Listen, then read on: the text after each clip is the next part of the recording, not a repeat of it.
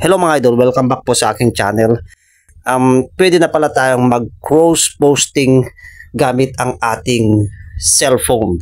Noon kasi mga idol, hindi ko magawang mag-cross posting gamit ang aking cellphone. So ngayon mga idol, pwede na tayong mag-cross posting gamit ang ating cellphone. Ito lang ang gawin natin mga idol. Bago po tayo magpatuloy mga idol, huwag kalimutan mag-subscribe sa aking channel. And click nyo na rin po yung notification bell para lagi po kayong updated sa mga videos na aking gagawin. Ganito lang ang gagawin natin mga idol. I-click po natin itong browser natin. Itong Chrome browser natin. Click natin ito. Nakikita nyo po dito sa baba. Ito. So mga idol, pag nandito na tayo, i-type natin dito yung Facebook Business Manager. Facebook Business Manager. Ayan, search po natin to. Tapos i-click po natin itong nasa unahan mga idol, ito.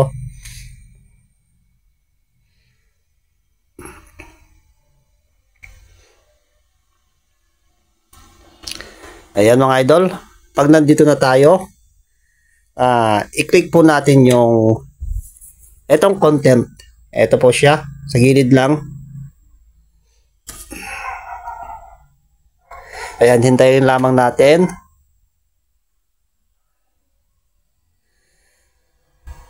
So mga idol, pag nandito na kayo, ang gagawin natin, i-cross post natin or ipopost natin ulit yung old video natin na hindi mababawasan yung likes at saka yung views niya.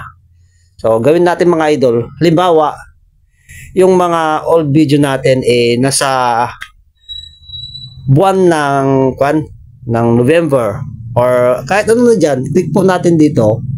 Ayan, tapos i-click nyo lang po dito yung date, yung date na pwede nyong i-cross posting or ipopost ulit natin dito sa ating Facebook. Tapos i-click nyo yung update. Ayan. Pag click nyo ng update, magpapakita na po yung date dito kung kailan po na-upload yung video yon.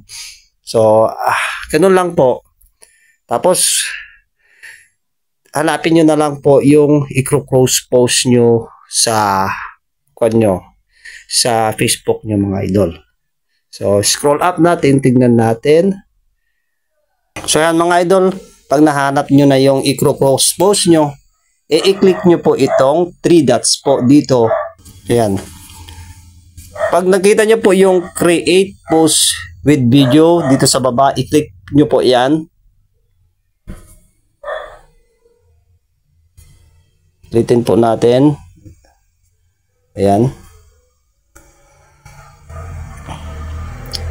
So yan mga idol, pag nandito na tayo, pwede nyo pong palitan yung title o yung description na nakalagay dito. Tapos ilagay nyo na rin po yung tags o saka yung thumbnail nya. Mamili lang po kayo dito sa baba. So pagtapos nyo na pong mailagay yung bagong title, click nyo na po itong next sa baba.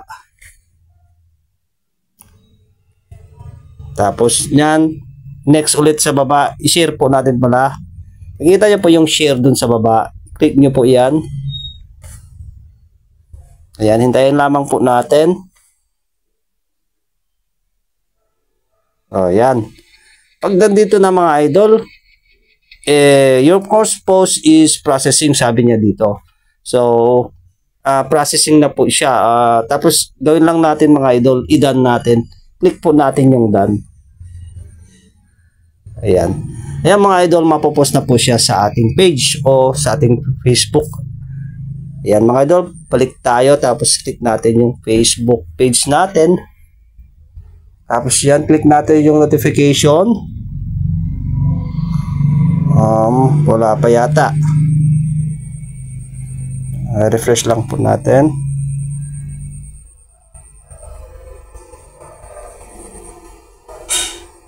So ito, andito na po mga idol, yung video, mga anak na walang respeto sa mga walang ready to view. Ayan mga idol, tingnan na natin sa ating page. Refresh. Ayan na mga idol, andito na yun. Ayan na. So, ganun lang mga idol, kadali ang mag-cross posting o mag-post ulit. I-post natin yung mga old video natin mga idol. Maraming salamat sa inyong panonood mga idol. Paki-subscribe po.